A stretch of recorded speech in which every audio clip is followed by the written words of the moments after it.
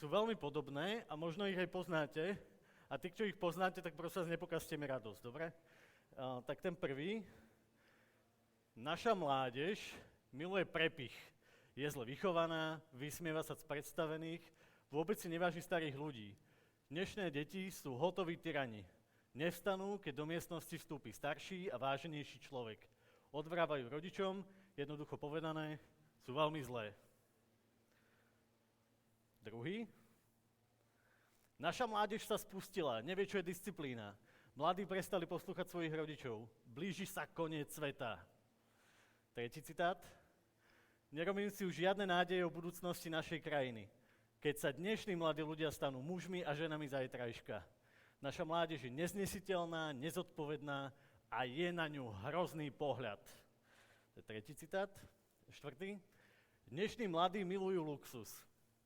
Majú zlé spôsoby, pohrdajú autoritami, nemajú úctu k šedinám a iba rečnia, namiesto toho, aby pracovali. Mladí ľudia už nevstanú, keď do miestnosti vstúpi niekto starší.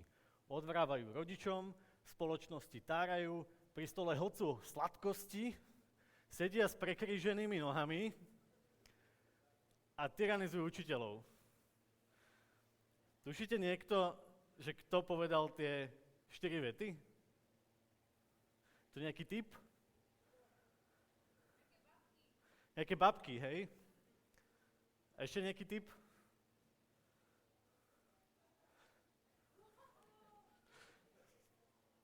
Prvé povedal Seneca, druhé 2000 rokov pred našim letopočtom starý nápis.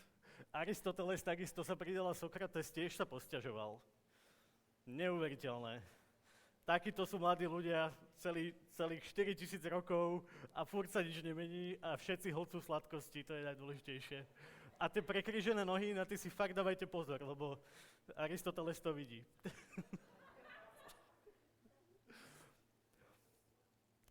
Ok.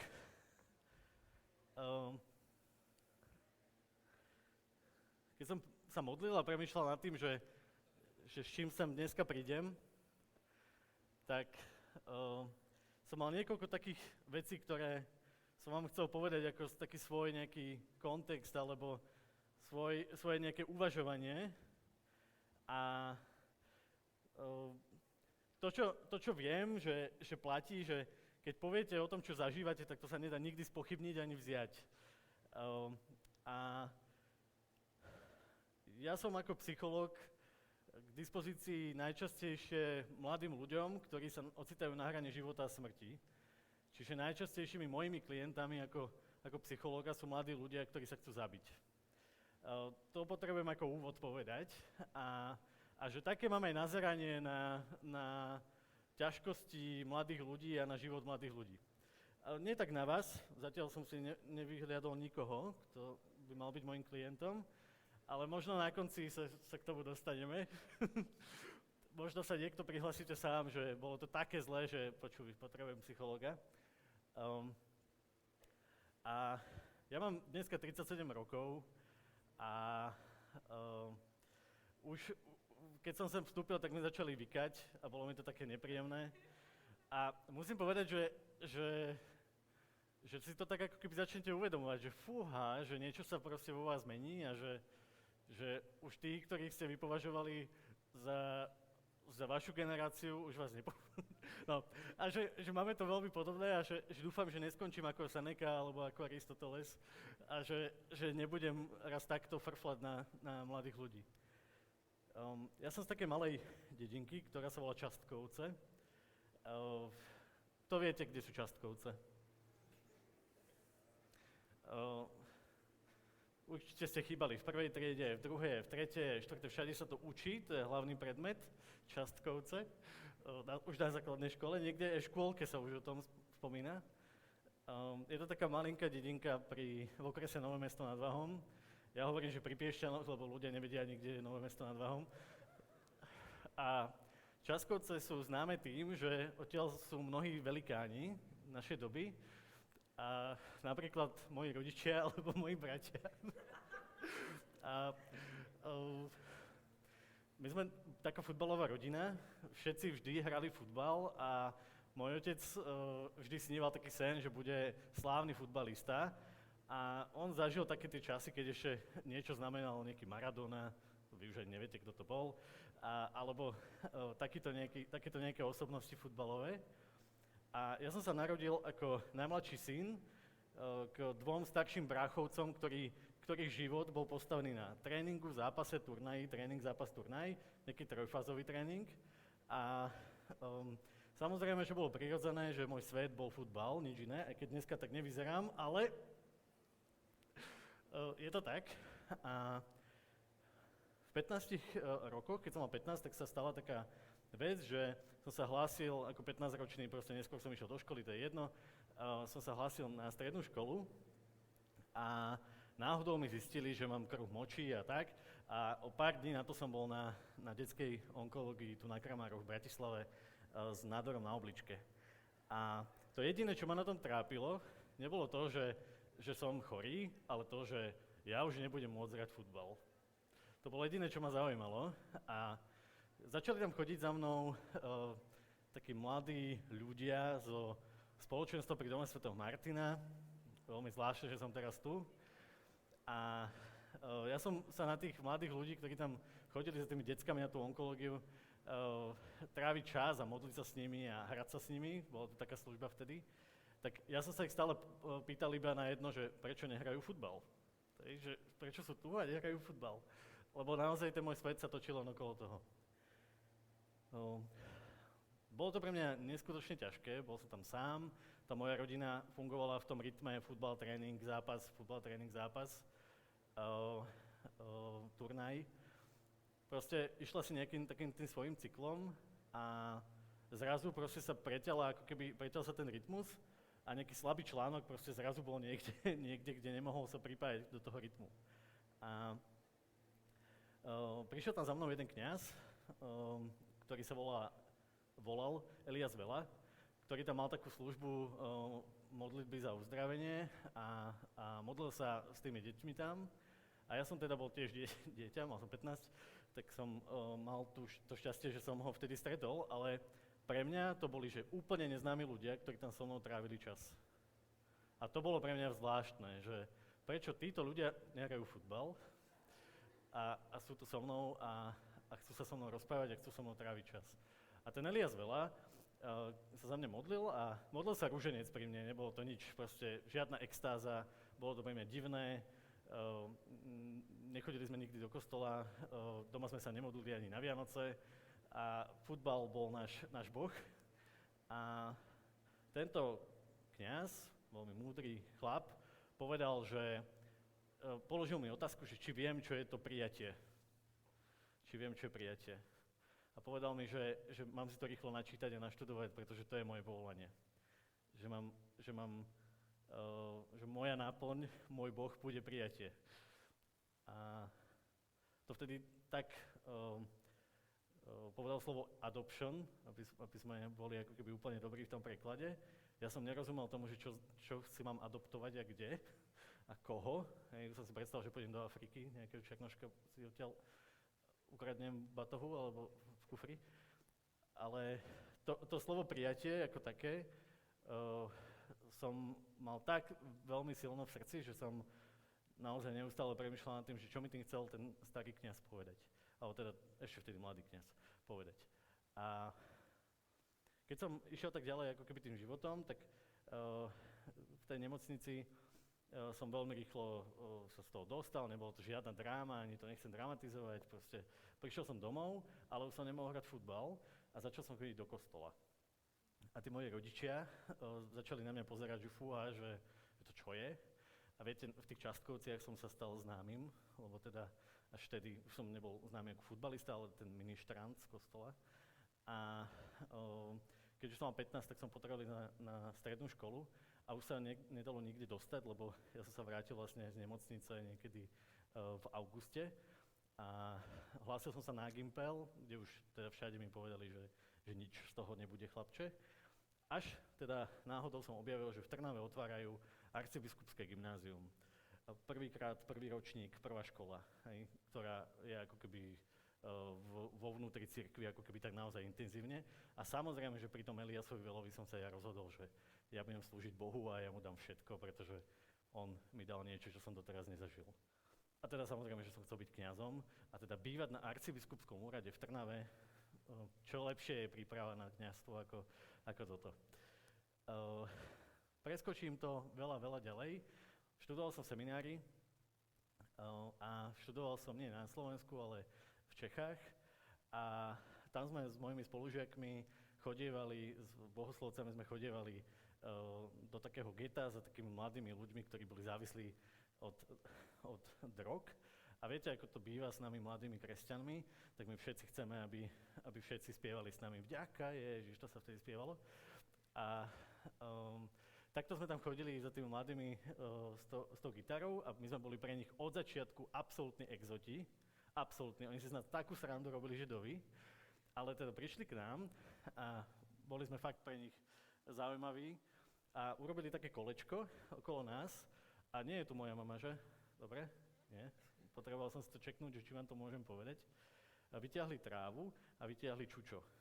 Tráva nie je tá zelená, ale iná zelená a nechali to ako keby kolovať v tom kolečku. Chceli, aby sme sa všetci teda ponúkli, hej? Teda aj my v tom koláriku. No páni, že no tak keď teda chcete nás tak príjmať, tak skúste, že či vás aj my príjmeme medzi seba.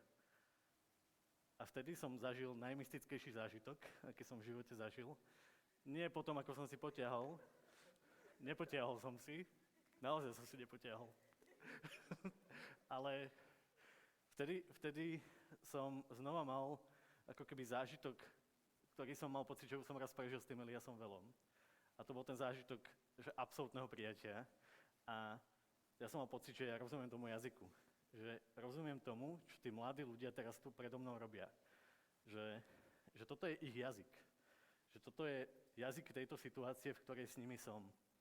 A teraz je na mne, že čo s tou situáciou spravím. A bol to, že obrovský test. Naozaj som si nepotiahol, ale nie je to podstatné. Podstatné bolo to, že ja som fakt mal pocit, v tejto situácii, že ku mne hovorí Boh a že mi dal niečo, čo sa volá teda to absolútne prijatie, pochopenia tej situácie a toho jazyka mladých ľudí. Potom neskôr sme vytvorili na Orave taký klub, ktorý sa volal, veľmi cool názov mal, Cool klub. a dostali sme tam s Braňom Kožuchom, možno niekto poznáte, Braňo mal k dispozícii takú starú farskú budovu na námestí. A my sme tú farskú budovu vymalovali celú na červeno znútra a zrazu tam tí mladí ľudia z toho okolia, ktorí boli označovaní všelijako, začali chodiť na faru. Hej. Sice na faru, kde boli všetci pohoršení z toho, že to vyzerá ako veselý dom, alebo ako dom určený na niečo iné, ale zrazu sme pochopili ten ich jazyk a oni zrazu sa proste nasťahovali dovnútra a nie, že by tam bývali, ale chodili tam na tie aktivity, chodili tam za nami. Nechcem rozprávať veľmi dlho, už aj takto dlhšie rozprávam, ako som chcel, ale to podstatné je, že prijatie sa ako keby stalo niečo, čo je vlastne tým môjim povolaním alebo tou mojou misiou. Že ten Elias Vela mal pre mňa proroctvo a ja som si myslel, že to je veľmi také výnimočné. A neskôr sme založili organizáciu, ktorá sa volá IPčko. Za tým IPčkom všelikto vidí všeličo, ale to P je prijatie. A to je tá pointa, ktorú som ako keby chcel tým názvom alebo tým, čo robíme, priniesť svojim kolegom, psychologom. Ja som sa nakoniec nestal kňazom, som psychológ. A v živote máme rôzne také ako keby momenty, kedy nie sme superhrdinovia, všetci zlyhávame, všetci nejako robíme chyby a čím viac sa snažíme, tak tým ich robíme viac, práve kvôli tej snahe. A asi to poznáte aj vy, ale to podstatné je, že to, čo vnímam ako povolanie Boha pre mňa, je, aby ľudia, keď sa so mnou stretnú, aby mali zážitok, ktorý sa volá prijatie. No. A ako sa nám to darí, tak to vám chcem len v takých číslach. Keď som chodil kedysi na všelijaké také školenia o tom, ako prednášať, tak mi hovorili, že vždy tam musí byť nejaký graf.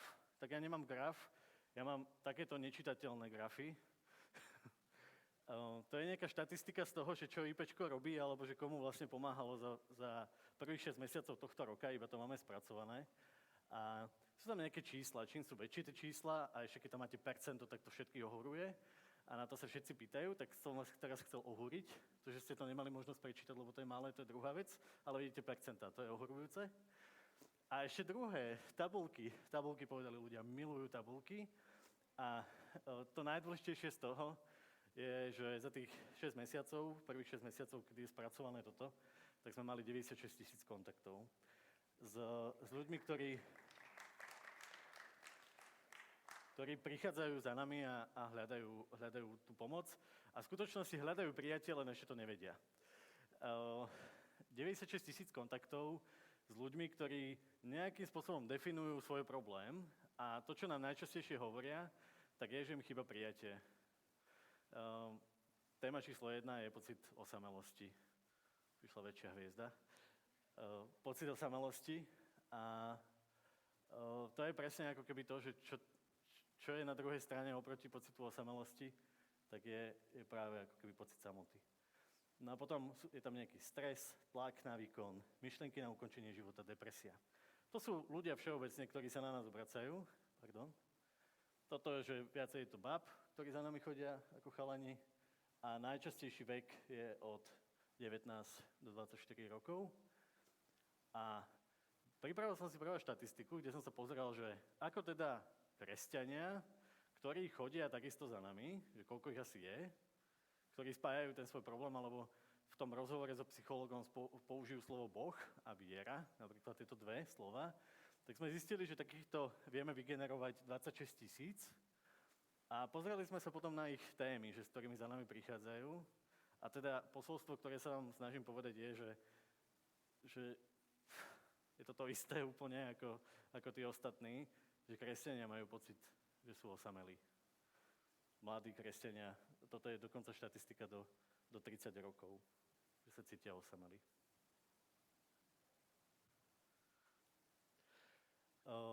No, a výroky, ktoré používajú, sú tieto. A to, čo chcem vám, keď sa blížim ku koncu povedať, že tá moja skúsenosť, keď sa rozprávam s nimi, tak to, čo oni potrebujú zažiť alebo počuť, často odo mňa je, že ty nie si budúcnosť. Ty nie len niečo robíš do budúcna, alebo sa o niečo snažíš, aby v budúcnosti bolo lepšie, ale že ty si prítomnosť, ty si tu. A že tak na teba pozerá aj Boh. Že ty nie si niečo, čo raz bude, ale ty si niečo, čo je už teraz. A to, čo si zažil, to je normálne, všetci sme niečo zažili. Tá minulosť, ktorú máme, či máš 15, 20, 28, 40, 80, tak všetci máme nejakú minulosť, nejaký príbeh, ale pre Boha si prítomnosť. On tu a teraz chce, aby si bol s ním. Keď som hovoril na začiatku, že tá moja profesionálna nejaká skúsenosť je s ľuďmi na hrane života a smrti, tak máme na kolaniciach takéto tabule, ale ktoré odkazujú na to, že keď tam prichádzajú tí ľudia do tej rozhodujúcej chvíle života a smrti, tak oni často nechcú v tej chvíli už pomôcť. A to, kde ich my vidíme, alebo to, čo oni rozprávajú, alebo ako sa správajú, je, že kričia. Kričia najčastejšie na Boha, aj neveriaci, a pýtajú sa presne tie isté otázky, že kde si. Pýtajú sa, že čo mám teraz robiť? A pýtajú sa, že prečo sa stalo všetko, čo sa mi stalo. A oni sa modlia, tí ľudia. Neveriaci sa modlia na tom mieste, lebo niekde v nich je to, že niečo asi tam o chvíľu ich čaká. Keď tam prichádzame ako psychológovia za nimi, tak toto počúvame, vidíme, tak čo si myslíte, ako na to reagujeme, čo s nimi tam robíme? No, modlíme sa, až potom môžeme robiť psychológiu. A to, čo ešte ďalšie robíme, je, že sa ich pýtame, ako sa máš. Pretože sa snažíme nevidieť iba to, čo sa tu deje pred nami, ale chceme vedieť, čo je vo vnútri, čo je v hĺbke. A pýtame sa, ako sa máš. A tá otázka, ako sa máš, je niečo, čo všetci poznáme, niečo, čo neustále dávame jeden druhému, keď chceme prejaviť nejaký záujem, ale či sme ochotní čakať na tú odpoveď, tak to už je druhé.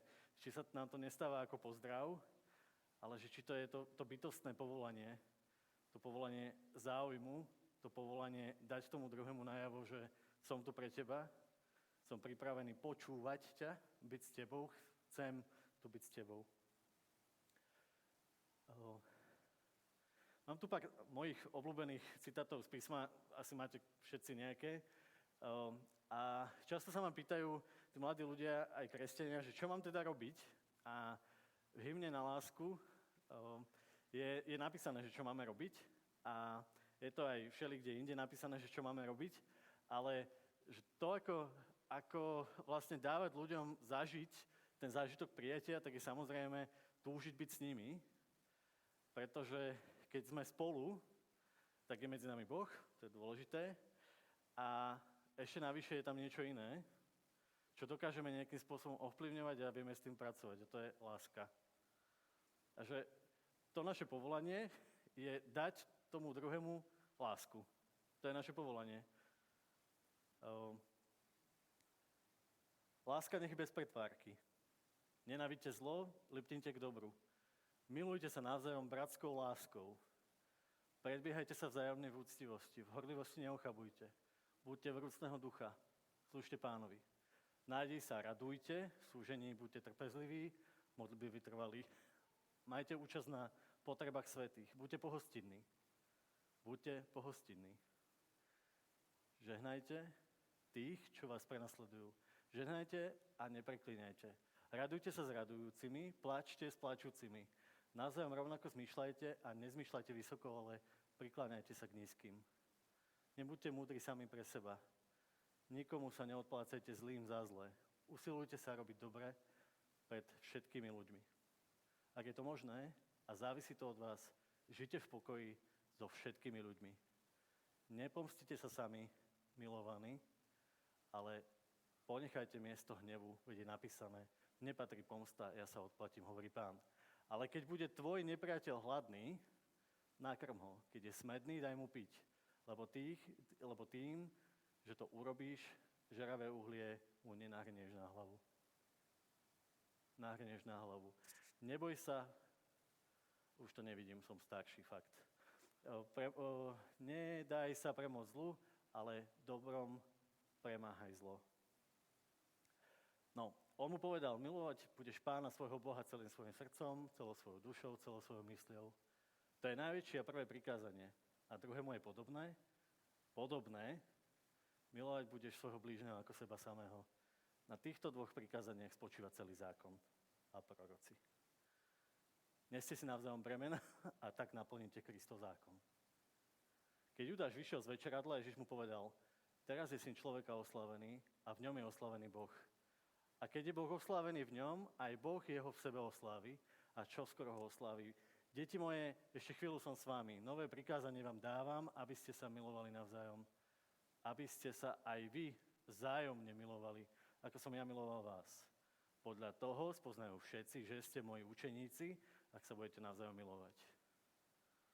To je naše povolanie. To máme robiť.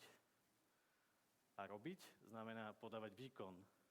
A ešte to skomplikujem. Boh myslí, váži si, vidí, cíti, vníma naše úmysly.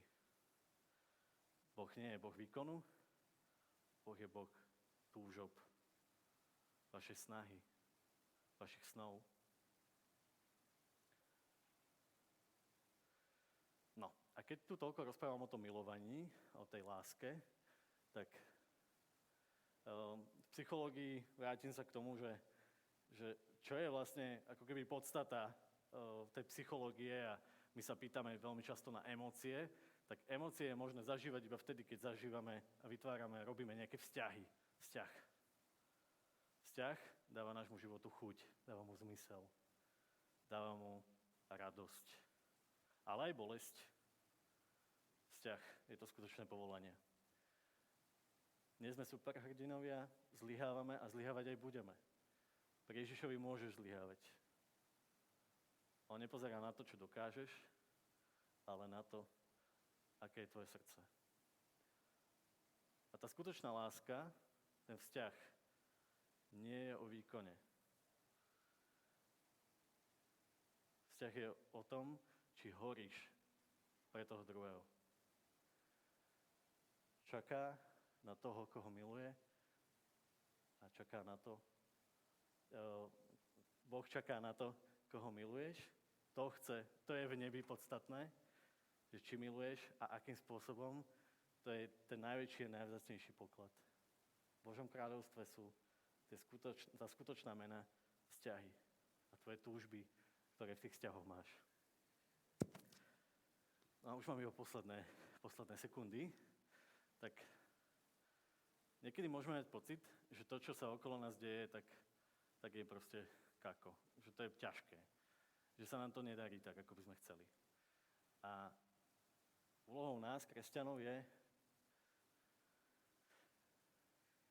všímať si to, čo je choré, to, čím pohrdajú tí ostatní. A hľadať to v sebe navzájom.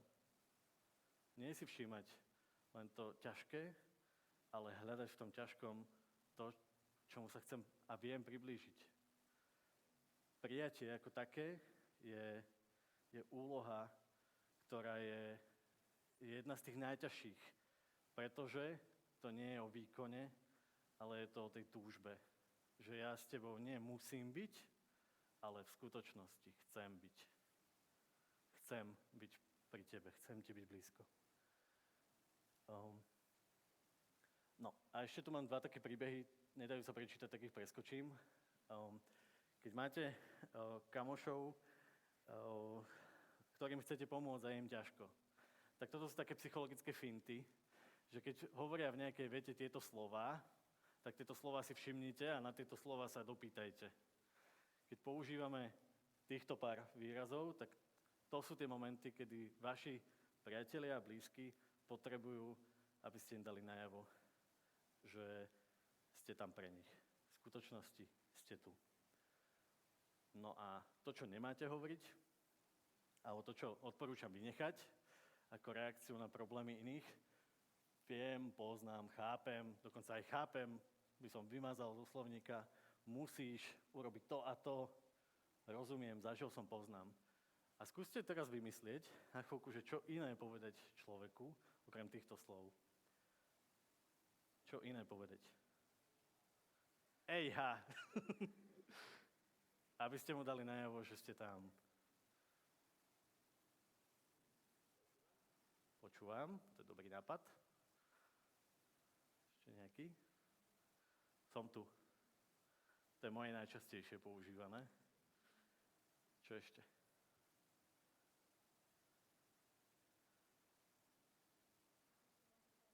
Ako ti môžem pomôcť? To je super. Nerozumiem, ale chcem ti rozumieť, chcem ti pomôcť, chcem byť v tom s tebou. Nie, že musím ti pomôcť, ale naozaj dať ponuku, že som tu pre teba, chcem tu byť s tebou a oveľa dôležitejšia je tá vaša túžba byť pri ňom, naozaj skutočne byť pri ňom. To je to naše povolanie, to je tá naša misia. No, a keby náhodou to nešlo, tak potom to je taká malá reklama, ale podstatný je ten hashtag. A pri tom hashtagu si dovolím vám niečo nechať, ale len ak budete chcieť. V tejto sklenenej guli je náramok, kde je nápis Záleží na tebe. Mladí ľudia, s ktorými sa stretávam a pracujem s nimi, a keď im je fakt ťažko, tak to, čo mu neveria, je, že sú dôležití, že na nich záleží. A chcem vás poprosiť a pozvať do toho, aby ste im dali najavo, že aj na nich záleží. Keď vidíte, že sa trápia, že im je ťažko, že ich bolí duša a možno neviete, ako im pomôcť, a už som vám dneska povedal, že nepomáhajte, buďte s nimi, že to je tá pointa, že majte tú odvahu byť tam s nimi, modliť sa, žehnať im, byť s nimi. A to, akým spôsobom im to povedať, tak to je väčšinou tá najväčšia výzva, že ako ti ja môžem pomôcť, keď vidím toto a nedokážem. A niekedy je tá dobrá veta, že záleží na tebe. Nechávam túto akvárko, ja ho nechám aj kolovať. A ak máte odvahu a chuť, tak si zoberte náramok, môžete aj 2, aj 3, viac prosím nie. A tí, čo máte odvahu, tak je tu niekto, kto chce. A najprv si to poberte a potom vám poviem, že si to nemáte nechať. Totižto tie náramky máte dať tomu človeku, ktorému je ťažko, ktorý sa trápi. Sú to náramky, ktoré nie sú pre vás. Sú pre tých ľudí, ktorým chcete dať najavo, že na nich záleží, že ste pripravení tu byť s nimi a rozprávať s nimi. Na druhej strane je samozrejme odkaz na IPčko, na tú pomoc, ale môže ten náramok byť pre vás prvý spôsob, prvá veta, ako im dať najavo, že naozaj vy chcete tu byť pre nich, pretože, ja to poviem možno za seba, je, že ja vnímam evanjelium tak, že moja najväčšia úloha a veľmi ťažká úloha je vytvárať s ľuďmi naozaj autentické, pravdivé vzťahy. Dať im najavo, že ich naozaj skutočne prijímam a to očakávam aj ja od nich. Že oni príjmú mňa. A že na to, čo nás tu čaká, na to, čo tu máme pripravené v tom živote, nie sme sami, ale sme spolu.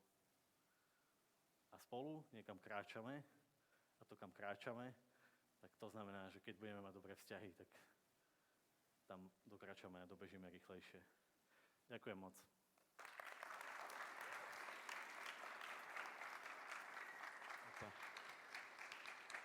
Ďakujeme veľmi pekne, Marek. Veľká vďaka za tvoj prínos, za tvoje dnešné slovo a celkovo